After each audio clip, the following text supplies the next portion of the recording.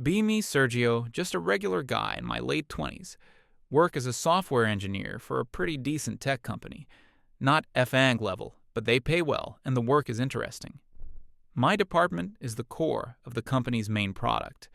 We're the guys who build and maintain the engine that makes all the money. For years, it was a finely tuned machine.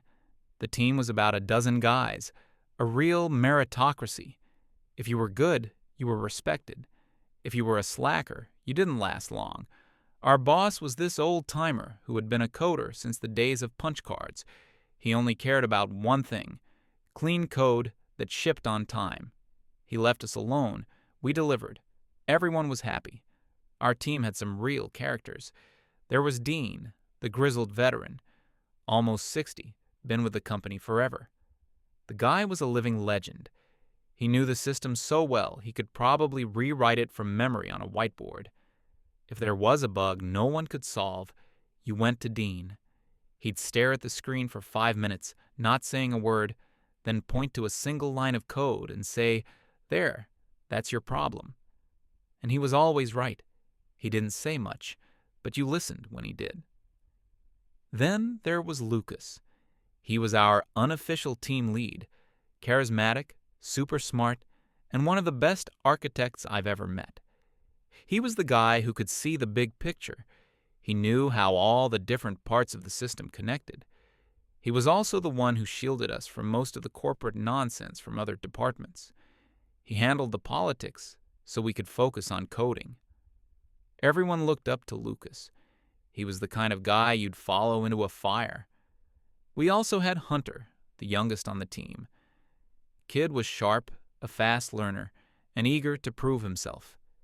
He had a ton of energy and was always experimenting with new tech.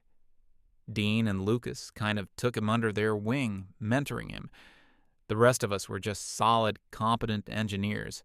We all had our specializations, and we trusted each other completely. Our communication was efficient. No long meetings.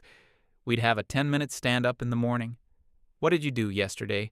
What are you doing today? Any roadblocks? That's it. Problems were solved by walking over to someone's desk and talking for 5 minutes. We had a running group chat that was mostly technical questions, shared articles, and a healthy dose of dark humor and memes. It worked. We consistently hit our targets.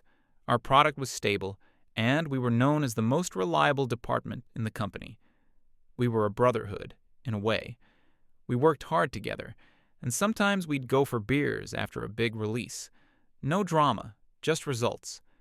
This perfect setup lasted for years. Then, one day, we get an email. Our old boss was retiring. We were all a bit sad to see him go, but we figured they'd just promote Lucas or another senior guy. Made sense. We were wrong. A week later, a company-wide announcement introduces our new department head. Her name is Daisy. Her picture shows a smiling woman in her early 30s with a very corporate-looking haircut. Her bio was interesting. It didn't mention a single technical project. It was all about her experience in people management, fostering inclusive workplace cultures, and driving synergistic team growth. A lot of buzzwords, not a lot of substance. We all kind of looked at each other. This was new.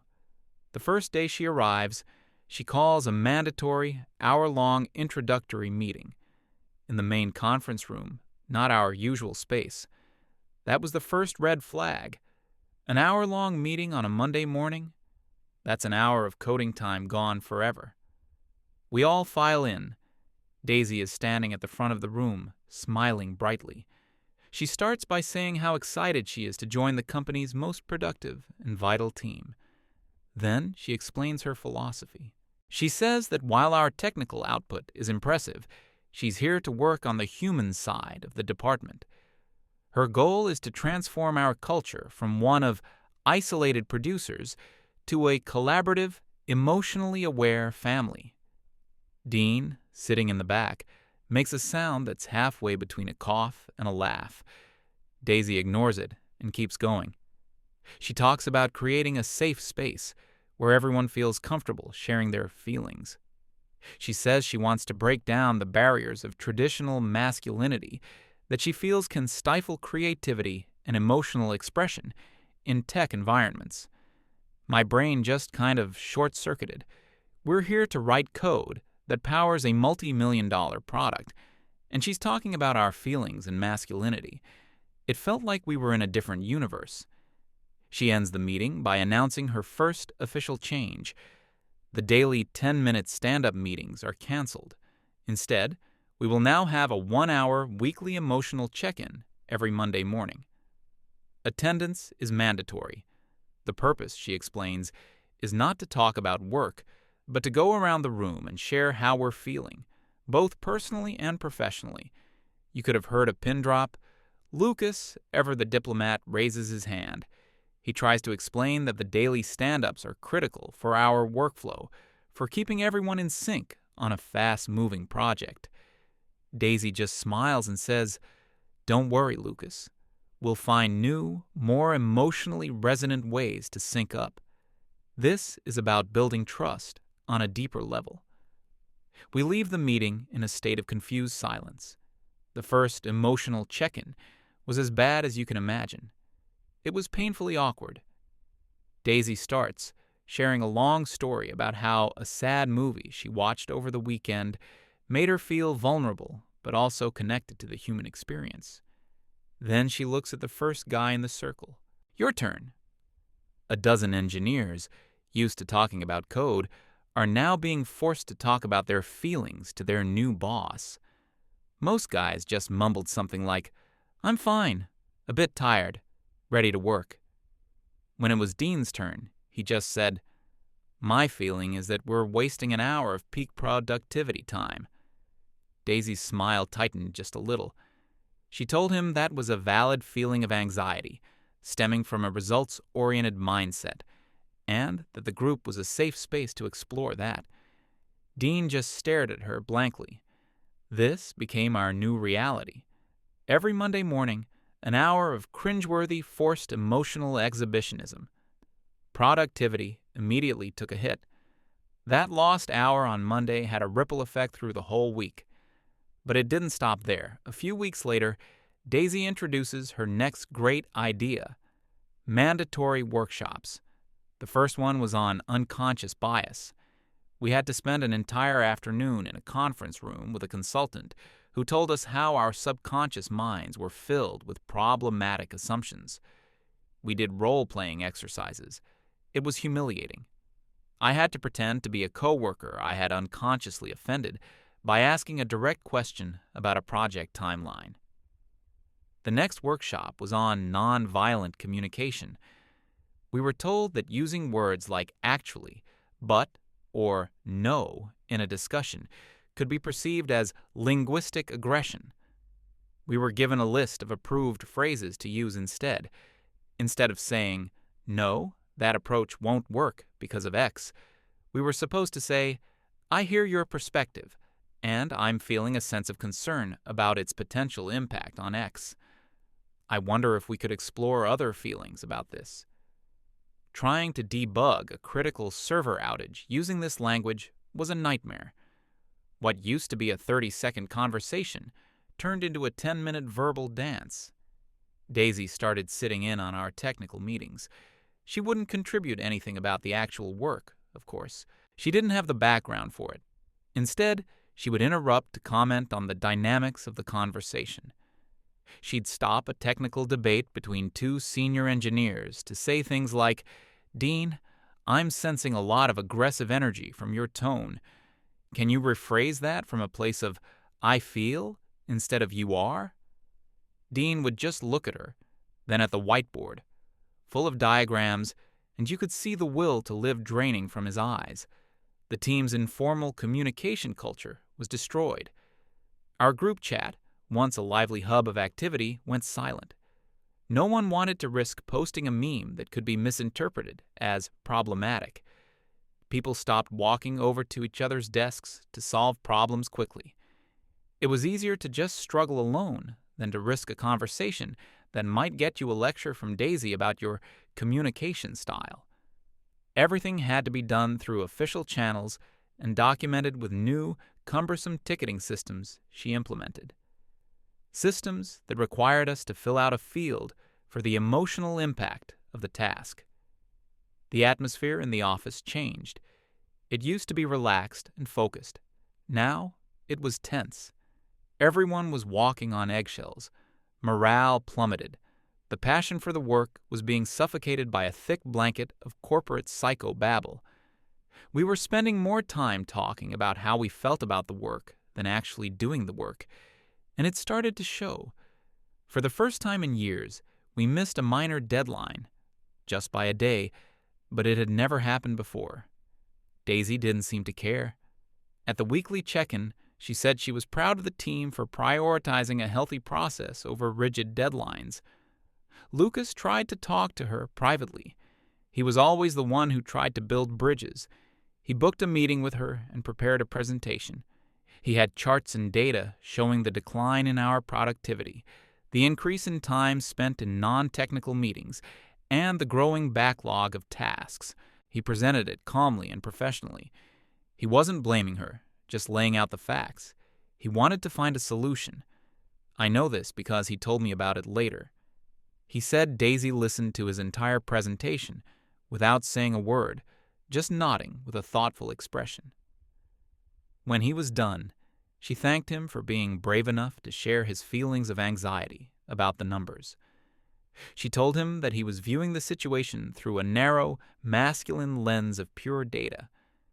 She explained that what he saw as a drop in productivity, she saw as a healthy period of cultural adjustment. She said that true sustainable success wasn't measured in cold, hard metrics, but in the emotional well-being and synergistic harmony of the team. Lucas was stunned. He was trying to prevent a disaster using logic, and she responded by analyzing his feelings and his gender. He told me that was the moment he knew it was hopeless.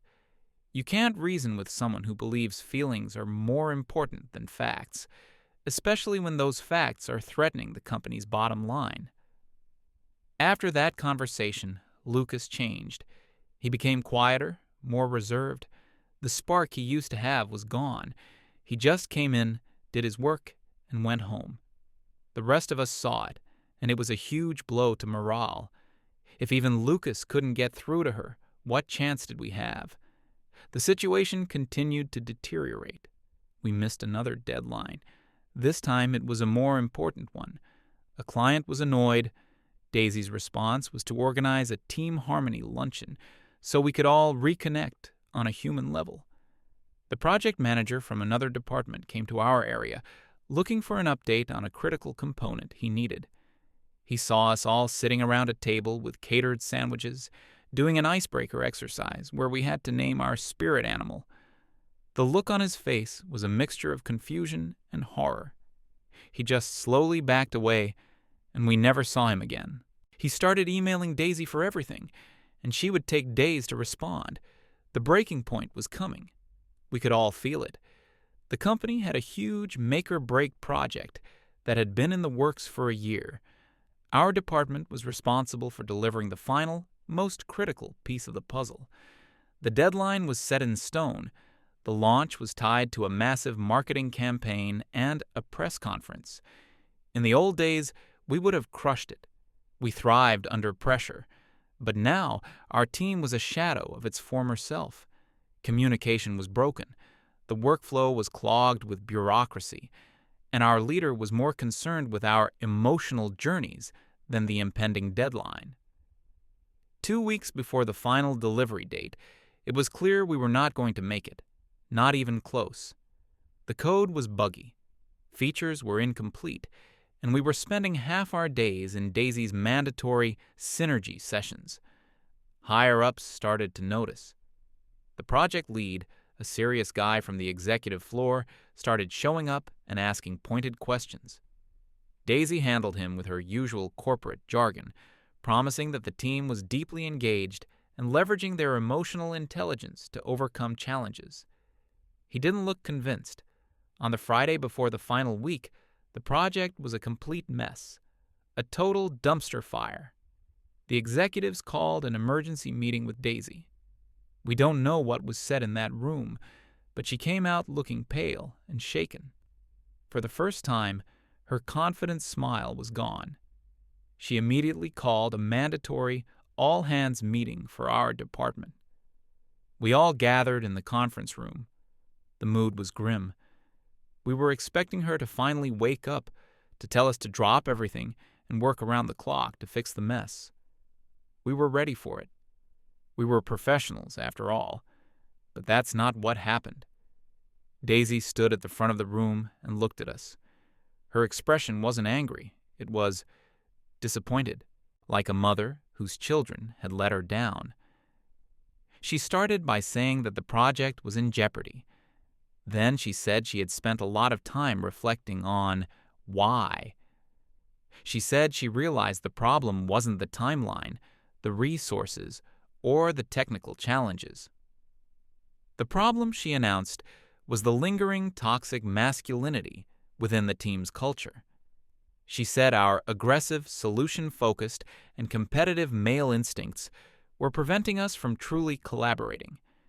She claimed that our reliance on cold logic instead of shared feelings created a culture of fear where creativity couldn't flourish. We were all just staring at her, speechless. She was blaming us, our very nature as men, for the failure that her own policies had caused. Then she delivered the final blow, the line that none of us would ever forget. She looked at us, a group of men who had built and maintained the company's crown jewel for years, and said with total seriousness, "If we are going to save this project, and indeed this department, there needs to be a fundamental change. From this moment on, I need all of you to be less like men and more like women. I need you to be more feminine in your approach, more nurturing, more intuitive, more collaborative, less focus on individual achievement, and more focus on group harmony." She said it. She actually said it.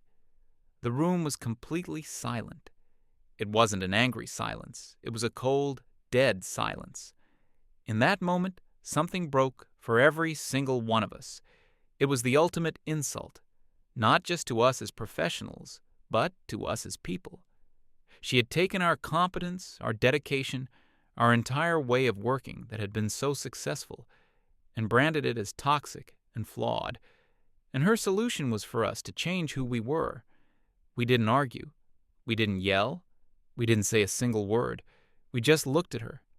Then we started looking at each other. In that shared glance, a silent agreement was made. The meeting ended. She asked if there were any questions. No one spoke. We all just got up and walked out of the room, back to our desks. The silence was so heavy you could have built a server rack on it. It was over. The team was done. And I think, deep down, we all knew it. That evening, my phone buzzed.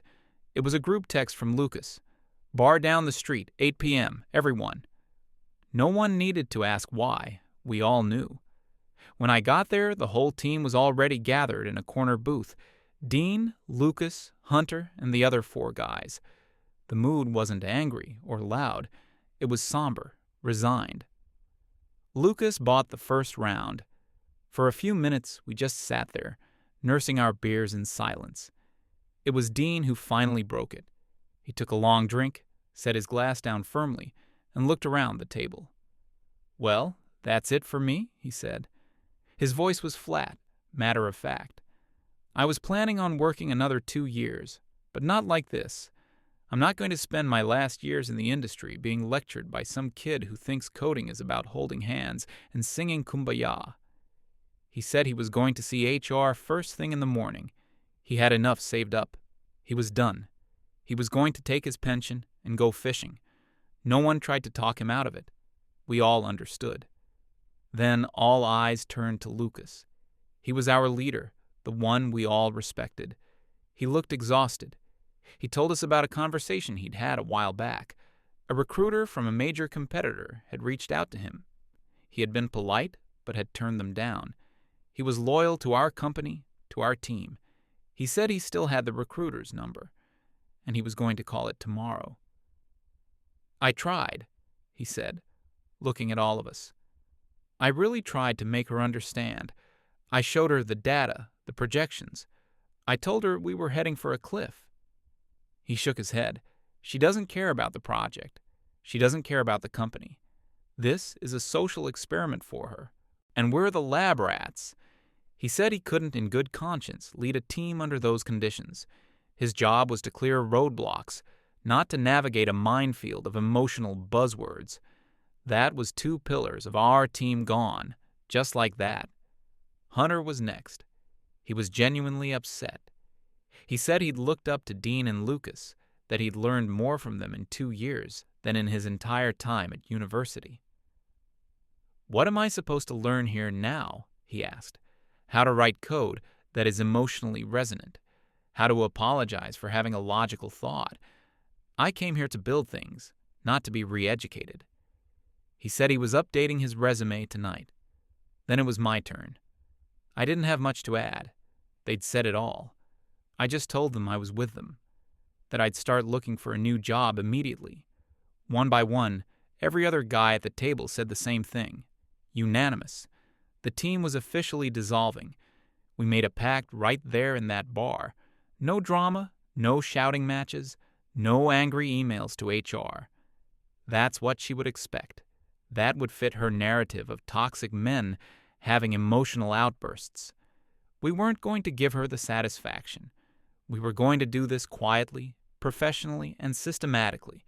We would find new jobs or transfer requests, and we would leave, one by one. A quiet exodus. We would just disappear.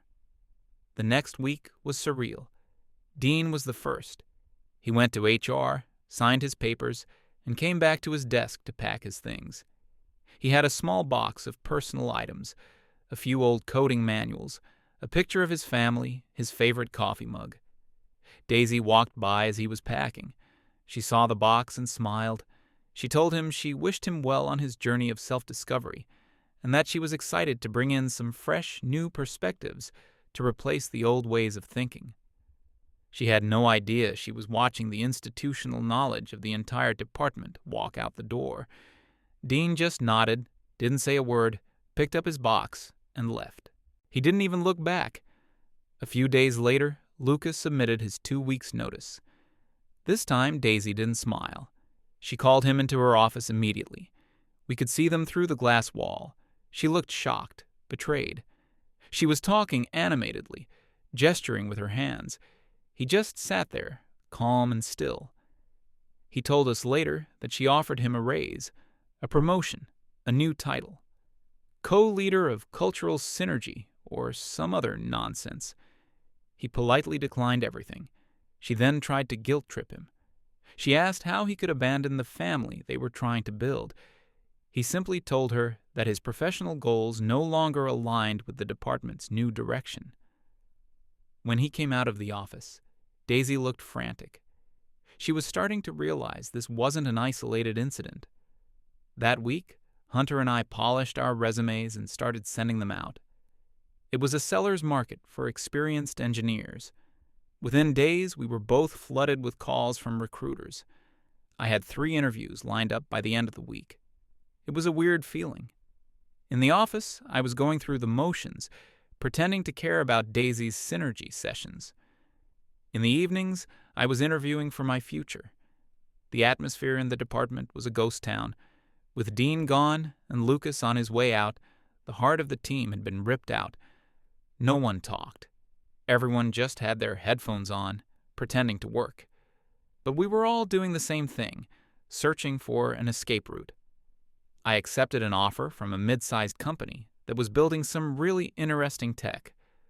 The pay was better, and during the interview, the manager talked about shipping products and writing clean code. It felt like coming home. The day I handed in my resignation letter was deeply satisfying. I walked into Daisy's office and placed it on her desk. She looked at it, then up at me. The panic in her eyes was now clearly visible. "You too, Sergio?" she asked, her voice trembling slightly. "What is going on?" I just gave her the standard line. A great opportunity came up that I couldn't pass on. She tried to argue. She said I was making a mistake, that I was running away from a chance to grow emotionally as a professional. I didn't engage. I just thanked her for her time and walked out. 2 other guys submitted their transfers to different departments that same day. They were lucky. Their skills were transferable, and other managers were happy to poach experienced talent. By the time Lucas's last day came around, the department was in a state of total collapse. The big project was dead in the water. Daisy had hired a few new people to replace us, a couple of junior devs fresh out of school, and someone from a marketing background who was passionate about team dynamics. They were completely lost. They didn't understand the system, the architecture, or the mountain of technical debt that had accumulated in the past few months. My 2-week notice period was a farce. I was supposed to be doing knowledge transfer. I would sit in a room with the new hires and try to explain a complex system that had taken me years to master. They would just stare at me with blank eyes, nodding along, but I could tell they didn't understand a single thing. Daisy would pop into these meetings and praise the collaborative energy. Meanwhile, critical systems were starting to fail. An automated report server crashed. Dean was the only one who knew its quirks. It stayed down for 3 days. A major database query started timing out, slowing the entire platform to a crawl. Lucas would have diagnosed it in an hour. The new team spent a week just trying to figure out which database it was. Daisy's solution to every technical problem was to hold a meeting to share our feelings about the challenge. She was in full-on panic mode. Her emails became more and more unhinged. She would send out long, rambling messages at 3 a.m. about the importance of believing in the process and manifesting success through positive affirmation. She started micromanaging the few people left, standing over their shoulders and asking if their code was inclusive. The executives were furious. The launch date for the big project came and went. The company had to issue a humiliating press release announcing an indefinite delay. Millions of dollars in marketing spend went down the drain. The Monday after my last day, I got a text from a friend in another department. All hell is breaking loose up here. The CEO just walked into Daisy's department. He does not look happy. Later that day, I got the full story. The CEO, along with the head of engineering and an HR executive, had descended on the department.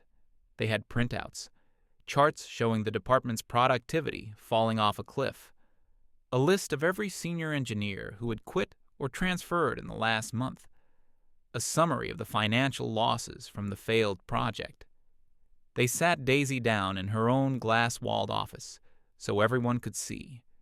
She tried to give them her usual speech about culture and toxic masculinity.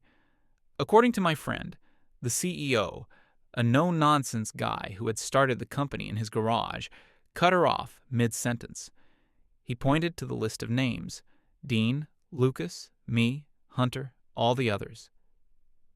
"These were my best people," he said, his voice cold as ice. "They built this company, and they all left in less than 2 months. The problem isn't their masculinity. The problem is you." She apparently broke down completely, started crying and talking about how she was just trying to create a better workplace. They didn't fire her. For legal reasons, that would have been messy. They did something much worse. They stripped her of all her authority, effective immediately. They brought in a veteran engineer from another division to act as the new interim head, with the sole task of trying to salvage what was left. And Daisy? They gave her a new title: Special Projects Coordinator for Internal Initiatives. It was a classic corporate exile, a meaningless job in a forgotten corner of the office. No team, no responsibilities, no power. Her only task was to organize the company's annual charity bake sale. It was a public, professional execution. A few months went by. My new job is great. I work with professionals, we focus on the work, and we ship great products. No one has ever asked me to share my feelings about a database schema. Lucas and Hunter ended up getting hired by the same company as me. We have lunch together sometimes. It's like the old days, but without the stress. I heard Dean bought a boat and is spending his days fishing on the lake. He sends pictures sometimes. He looks 10 years younger. The old department never recovered. They had to scrap the big project entirely, taking a massive financial hit. They lost their reputation as the company's elite team. Now, they're just the place where junior devs go to get experience before leaving for a better job. I had to go back to the old office one last time to pick up a final paycheck and sign some HR forms. As I was walking through the building, I saw her. I saw Daisy. She was sitting alone at a small desk in an open-plan area, far from any of the main departments. She was surrounded by posters for the upcoming bake sale. She was just staring at her computer screen, but she wasn't typing. She had a blank, empty look on her face. Our eyes met for a second. There was no anger in her expression, no confidence, just a hollowed-out look of defeat. I didn't feel angry. I didn't even feel satisfaction. I just felt a kind of detached pity. She tried to change us. She tried to fix something that wasn't broken. In the end, she didn't change a thing about us. We just moved on. The only thing she broke was the team, the project, and ultimately herself.